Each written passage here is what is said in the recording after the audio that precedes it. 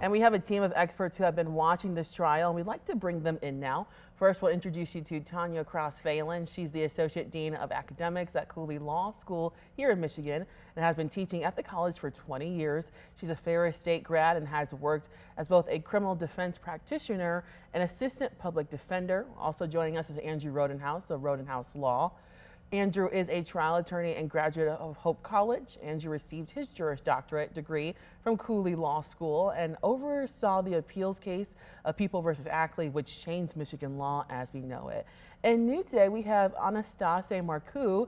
He's been a criminal defense lawyer for over 20 years and has a history of successfully defending those charged with serious criminal offenses in state and federal trial courts. He is a graduate of the University of Michigan and previously served as a defense counsel liaison to the Kalamazoo County Drug Treatment Court. All three join me now. Thank you all for joining me today. Good afternoon. And Anastase, I would actually like to start with you first. We haven't been able to talk with you throughout this whole entire trial. I wanted to get your perspective of what you have seen so far from the start on day one. This has been an absolutely fascinating trial. I think the concept of self-defense for a police officer and what that means is not something that's well settled in the law. And we can see through all of the expert testimony about firearms, tasers, all of that type of testimony. It's really a fascinating legal issue about how much of that is relevant on a self-defense type claim. And it's been great legal work from both sides. And I want to ask all of you about day four. We're halfway through day four. We have seen a lot of people from GRPD kind of talking about policies that they have within the department, how that compares to the other experts. Anastase, I want to start with you. What's kind of your reaction to what we heard today thus far? Well, I can tell you as a criminal defense lawyer, I would have objected to that type of testimony if the prosecutor had offered it, because some of the questions seem to be really about the ultimate issue here, what was reasonable and whether or not the officer had an actual fear.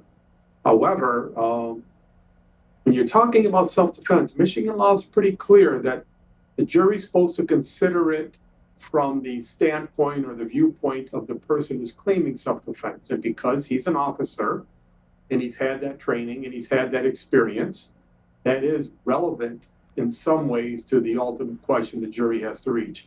I think there's some leeway the judge is allowing here that some judges probably would not. Tanya, I want to jump to you. We spoke with you earlier today about what we could have possibly saw today. What has been your thoughts thus far since we last spoke with you? Yeah, so it's been interesting to watch the defense bring in all of the training officers from the Grand Rapids Police Department.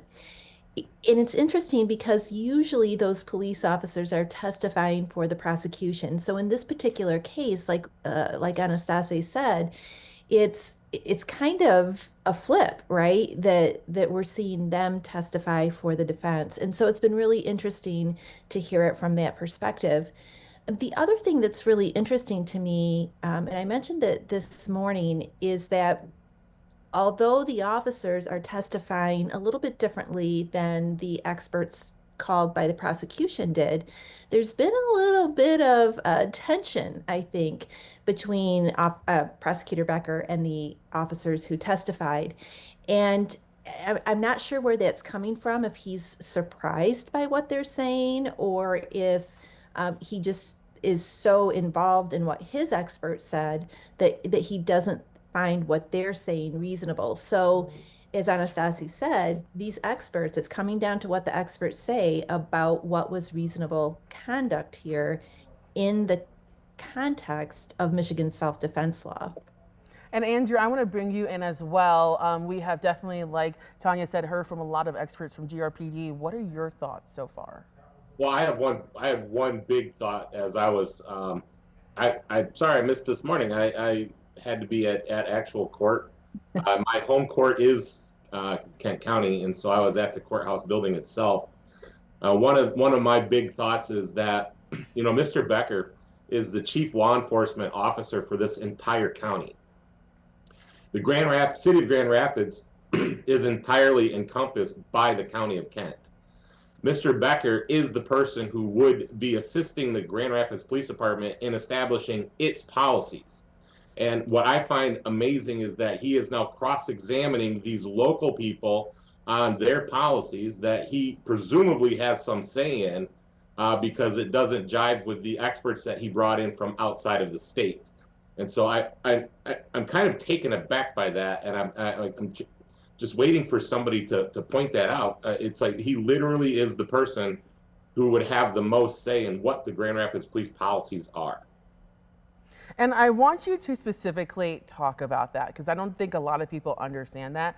Talk about him, I guess, in simpler ways, saying he should know these things, and he's asking these people these things. And also, if the defense comes back and says, why are you asking questions that you should know the answer to, does that hurt his case? Well, it hurts his case with me. I don't know if it's going to hurt the case with the jury, if the jury's even going to know it or understand it. One of the things that he should know the policies of the Grand Rapids Police Department, and quite frankly, I think that with the one witness, they asked him, why did you not talk to my investigator? And he said, well, it's the proximity to trial.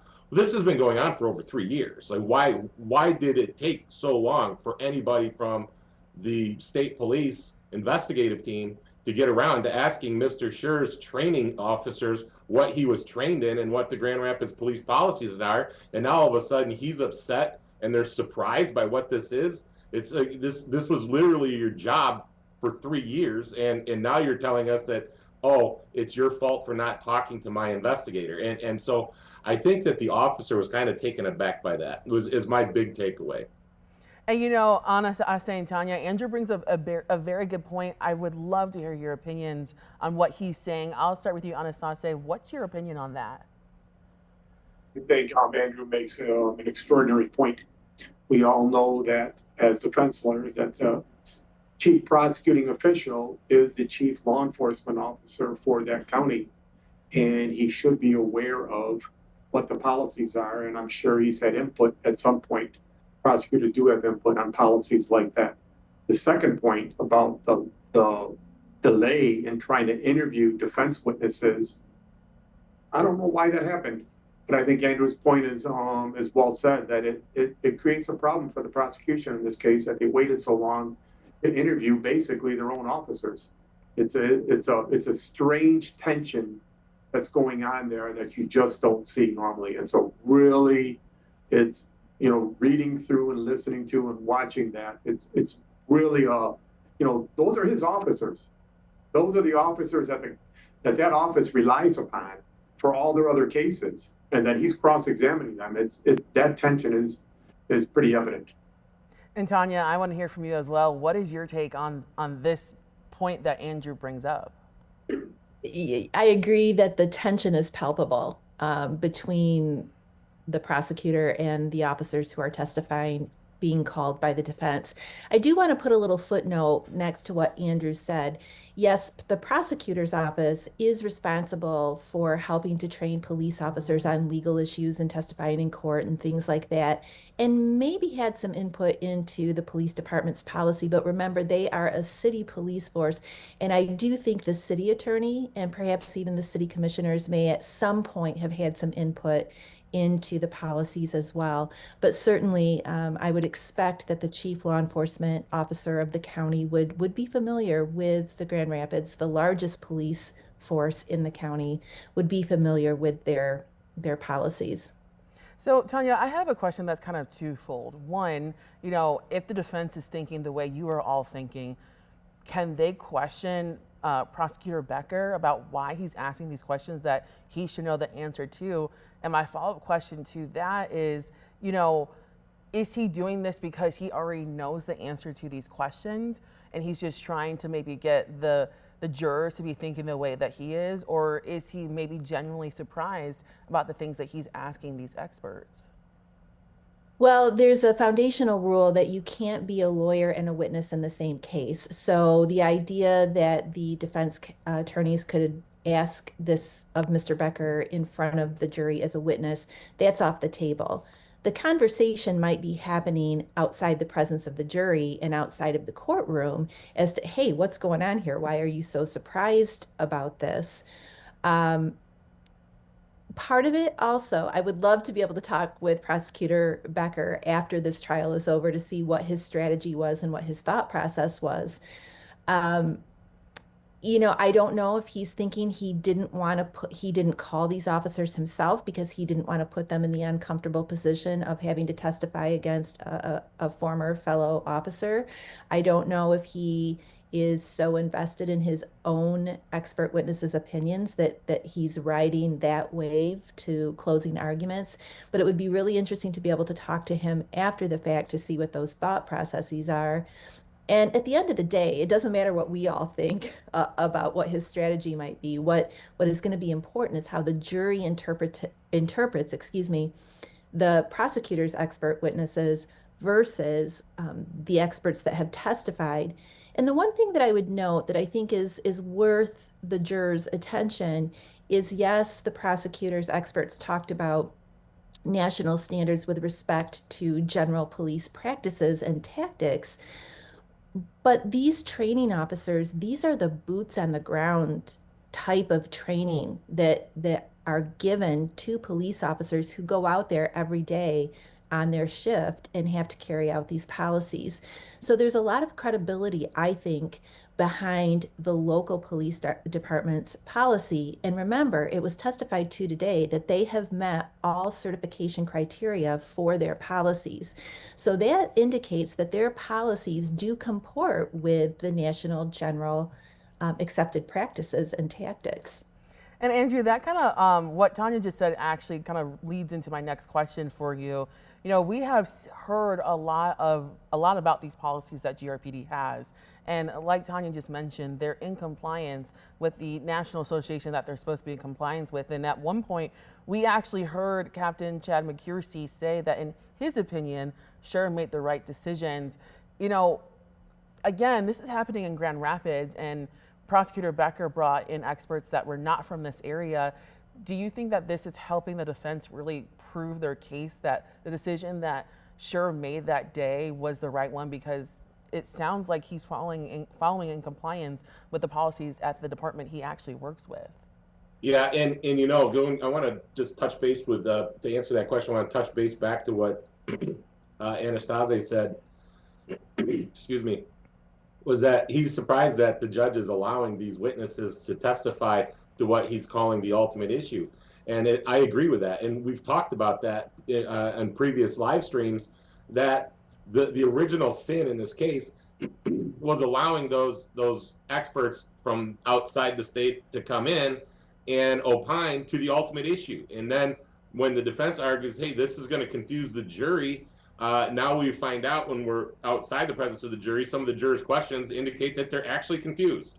And so none of this should have been allowed to begin with, because whether or not Officer Schurr is trained or he follows his training or anything like that, those are not additional elements to the crime of murder in the second degree or to self-defense. It's the same for law enforcement officers as it is for individuals. And so that's where it's all stemming from. And so now that we've got the local people, the ones on the ground, the ones that Schurr actually trained with, their testimony about whether or not he acted reasonable, I think that really strengthens the defense case, because how unless Mr. Becker can show that Mr. Schurr was aware of or was attempting to follow what his experts say he should have done, the only other people who could provide that information was the people who actually trained him.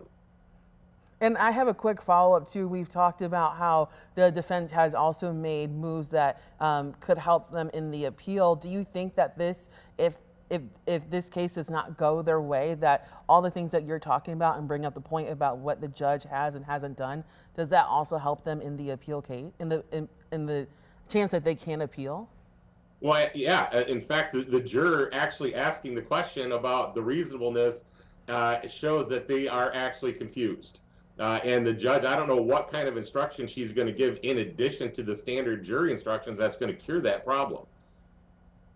And Asaze, I have another question for you. We've been able to hear from Tanya and Andrew previously about Schurr possibly taking the stand. I wanted your input not only on maybe possibly the appeal case that the defense is building for after this case, but also do you think that it would be good or bad if Schurr decided to take the stand in this case?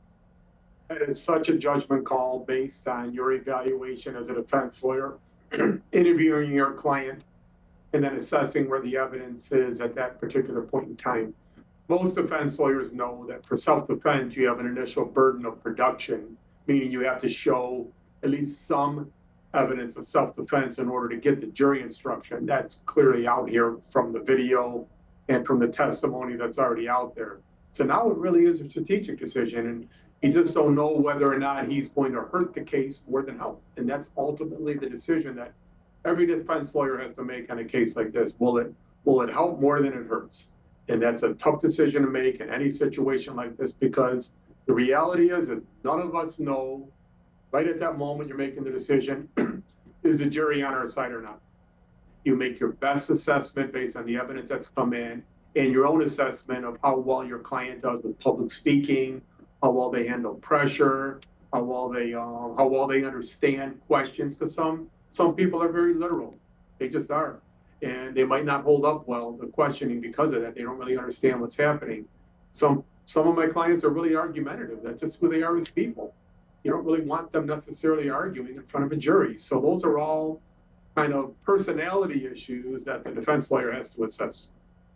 And I also wanted to ask you about the possible appeal trial that the defense could bring if the verdict doesn't go their way. Do you think we saw a verdict for a mistrial, directed verdict, countless objections, and now kind of this framework of the policies for GRPD? Do you think that they're setting up a good case for appeal if it has to go to that? Well, there's two different types of appeals that can be done. One is the one that Andrew's raised, which is the judge was wrong to allow in this ultimate opinion issue. That what's going to happen on the appeal is, I think, if it gets to that point, Court of Appeals might very well say that the judge was wrong on allowing some of that testimony in. But then the next question is, how was he prejudiced? The judge has now allowed the other side to do the same thing. So now the question becomes, how did that really affect the ultimate decision from the court? Will the Court of Appeals say, we don't care about prejudice because this was so obviously an error? And it's, I don't know how that's going to go, but it's clear that the defense lawyers are preserving all the issues they need to preserve for the appeal. And I think they're doing an excellent job doing that. Tanya, I want to bring you in kind of focusing on what we heard from the witnesses and the questioning from both the defense and prosecution. It almost kind of feels like there is, I don't want to say fluidity with their responses, but for example, there is no foot pursuit policy in GRPD, but they talk about what they would do if there was that situation. Do you think that helps or hurts the case when there's not something specific, a specific policy directed on things that are very important in this case? Well, with the risk of giving a lawyerly answer, I'm going to say it depends. When I first heard the line of questioning about the foot chase issue not being a specific policy in the Grand Rapids Police Policy Manual, and I don't mean to be flippant, but I immediately thought of a scene from A Few Good Men when the witness was asked if there's no policy on how to go to have lunch, how do you know how to get to the mess hall? I mean, their foot chases are a part of law enforcement. I would dare venture that the majority of police officers have had at some time in their career a foot chase. And to think that there's no organic or internal policy about that must fit with other standard protocol policies and laws, I think is misguided. So I don't know if that helps or hurts, but the fact that there's nothing in the policy manual that says policy on foot chases doesn't mean that there is not some sort of policy or general understanding within the police department of how conduct in a foot chase has to fit under the other policies that are in place. And Andrew, I'm going to bring you in, also asking specifically about what we're hearing from these witnesses. They're basically saying like this is the policy. You know, they Schurr is following the policy, and I don't want to say they're frustrated, but they're like, look, like he's doing what he's supposed to be doing. I'm curious, do you think that that's impacting the juror? I know you said the jurors could be confused by it, but also, does it help their case the fact that these are the GRPD officers that are saying, this is the policy. He followed the policy, you know, even at times saying that officers will have to make a decision, a split-second decision in that moment, and that could apply to Schurr. Do you think that that's really kind of helping the defense, or kind of explaining to the jurors of like what's happening? I think that it's a positive for the defense. I think that there's this question of escalation of force, foot chases, all that stuff is oftentimes in the officer's discretion, because they're the ones in the field actually dealing with it as it happened, and every situation is going to be different. And so one of the things that I jotted down is there's this argument about whether or not a taser to the eyes is the same or different than thumbs to the eyes. And, you know, I remember, you know, a lot of times in the Deep South, during the Reconstruction times, there was a concept of fighting dirty or fighting clean, and you could choose to fight dirty, and it was agreed upon that then eye gouging becomes a thing where you could actually, you know, kill somebody by stabbing your thumb in their eye and driving out their eye. There's actually a crime for it in Michigan. It's called mayhem, and it's a serious crime. And so this concept of thumbs aren't dangerous to the eyes, I don't get it. I just don't understand that argument altogether. And I know I wouldn't want to get tasered in the eyes, and I wouldn't want anyone putting their thumbs in my eyes either. And I wanted to ask you, you know, there's been a lot of questions that we've seen from viewers about why GRPD is being a witness for the defense and not the prosecution, and vice versa. Can you kind of walk us through the process of being a witness? Like, can you say no if you're called to be a witness, or do you have to take the stand? No, there's the only way that you get out of being a witness is if you have some type of privilege and a party wants to call you and you're relevant to the case. So if they had contacted and done an investigation and talked to his training officers, which now it sounds like maybe they didn't, they would have had these people's names. They would have been included on a witness list. I'm not sure when Mr. Dodge and the defense team filed their notice of witnesses. Usually the defense isn't required to do it till closer to trial.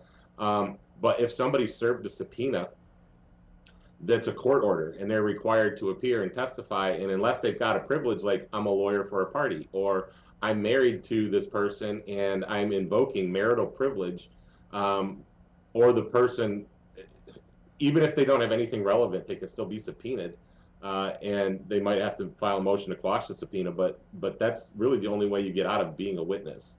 And so certainly the prosecutor had all these people available to him. I don't know what their theory was or why they did or didn't do what they did, but it sounds to me like they didn't talk to these people. Anastasia, I want to bring you in and kind of get your perspective of seeing the different witnesses that we saw. You know, we're seeing a lot of comments of questioning why GRPD officers were only for the defense and not the prosecution. Do you think that's a good move for the prosecution, or do you think it kind of hurts them? Well, I'm just going to read between the lines here and say that the prosecuting attorney knew early on during this investigation that police force was not going to be favorable in talking about their policies and how they would have reacted under those circumstances. So he made the tactical decision to go to experts outside. Whether the jury finds the local police officers to be more credible and understand the policies better than the national, that's really for the jury to decide. Ultimately, you can see that what Mr. Becker is saying here is what he's trying to do, and whether it's effective is a different question. He's trying to say, yeah, we have policies about totality and about reasonable, but what I'm asking you is, what does that really mean under these circumstances? And he's trying to get these witnesses to say, well, what about this? What about this? What about this? And he's done some effective cross-examination on those topics. You know, ultimately on self-defense, they have to, you know, it has to be, there's an element of necessity about acting in self-defense when you kill somebody. That's an issue. We don't know whether this foot pursuit is part of that or not. We don't know how much that testimony is going to weigh for the jury. And there's also a question about duty to retreat, because Michigan has complex exceptions about when you have a duty to retreat and when you don't. So all of these different witnesses from both sides are creating questions, and the judge is going to have to instruct the jury on the law on that. And we'll see how that plays out down the road. I also wanted to ask you about maybe the perception this is creating for GRPD. I mean, hearing that there is no foot pursuit policy, I'm sure the average person is not thinking, I wonder if they have that policy. But now that that's been put in front of us, does that make people question, okay, should there be policies, or what doesn't GRPD have? And also, like, does this set up the trial to actually open the conversation around policies for police? Well, in my opinion, of course, it's going to open up discussion about policies. If you're having testimony that under our training, you can shoot somebody in the back of the head under these circumstances, then sure, it's going to open up policy about whether, or discussions about whether that's good policy or not. Same with foot pursuit when there is no policy in place. Ultimately, you know, this is a criminal case. You just want to make sure that there's due process and that there's a fair and just result. And that's what the system's designed to do. After that, it's really for the political process to kind of play out and figure out whether or not that local police department needs to reevaluate their own policies. We're going to be wrapping up soon, and I wanted to give all of you the kind of final chance to say what you're either expecting or hoping to see as this trial continues. I'll start with you, Tanya. What are you either excited for or are expecting to see as the day continues? Well, before I say that, I just want to loop back and say something about the witnesses. There's an evidentiary reason that I would like the listeners to consider too. So in order for the defense to even be able to talk about the policy and introduce certain sections of the policy as exhibits, they have to have a witness who can lay the foundation for that and be able to speak on it intelligently. So just because the defense called them and just because they're there testifying doesn't necessarily mean that they wanted to be there. They had a subpoena, they had to honor it, and they're there for an evidentiary purpose. So it's really important that the listeners understand that it's not necessarily they chose a side. They're there because they were subpoenaed to for a very specific purpose. But having said that, I am looking forward to what other expert testimony the defense may be offering. It's going to be curious to see if they present what we refer to as character witnesses, people who come in and testify as to Christopher Schurr's good character. Of course, if they do that, that will open the door to the prosecution to be able to try to counter his character. And then, of course, what we're all waiting to see is what decision Mr. Schurr and his defense team make about whether or not he will testify in his own behalf. And Tanya, before we move on, I also wanted to ask you about being an expert expert witness. We saw a lot of these people who are just officers with GRPD. The defense almost like asked, I'd like this person to be entered as an expert. Can you kind of talk about that process? Because I think some people were confused, like, how are they not an expert, or do they just magically become an expert in that moment? Like, kind of walk us through that. Sure, and I'll rely on my co-panelist here to jump in as well, because there's a very I don't want to say complex, but there's a very specific procedure to go through that is dictated by the rules of evidence and case law, that what has to happen for somebody to be declared an expert. And the more complicated or sophisticated or scientific the witness's area of expertise is, the more qualifications that have to be met. And it's often referred to as a Daubert issue or a Daubert hearing. But having said that, the person has to have a special knowledge or expertise that is accepted within their community of that particular area of knowledge. And importantly, it has to be on an issue that will be helpful to the jury to make a decision about what's at issue in this particular trial. So that's about as much as I can put that down into a Reader's Digest version, but I'll rely on my co-panelists to fill in any other details. Yeah, I was actually going to ask the other co-panelists as well. Anastasia, is that your agreement with that definition? Tanya's completely correct about the law on that, and she summarized it very well. What actually happened in this case is really confusing to me because it's not particularly clear how these people were allowed to testify on opinions when there wasn't a clear basis set forth, foundation, and then, hey, they're an expert in this. They're clearly allowed to testify about their own training, but to give the opinion testimony was where you're really talking about expert opinion. So I found this whole expert issue to be unusual in my experience. And I also wanted to ask you, while I have you, your expectations or what you're looking forward to the rest of day 4. For the rest of day 4, just the rest of the expert opinions and see how they play out and how far the defense can get with the expert opinion and how far the judge is going to allow them to go on some of the issues that are really critical for self-defense claims. The rest of the trial, it's whether or not he's going to be testifying, whether the defendant's going to testify in this case. It's fascinating. And then my issue is, because I do a lot of appellate work, I really am curious about the final jury instructions. This is going to be absolutely fascinating on some critical issues on self-defense. And finally, Andrew, before I ask my last question, again, I'd like your opinion about people becoming experts during trial. Well, so going back to what Anastasia said, it is an unusual way to go about this. In the typical practice, what you would expect is the sides to exchange proposed expert witness list. Then you would expect, along with that proposed expert witness list, you would expect to have that person's curricula vitae, which is basic. It's a fancy way to say their resume, but you would expect to get at least their resume, their relevant training and experience into what area of expertise they're being offered into. So, for example, the classic example that everyone saw in this case was Dr. Cole. Dr. Cole was textbook expert. There was a curricula vitae. He takes the witness stands, he talks about his training and experience, how long he's done it, how many times he's been qualified as an expert. Nobody challenged him because everyone knows him. And so they already know that he's going to be qualified as an expert. The prosecution then moves to have him admitted as an expert. The defense has an opportunity to challenge.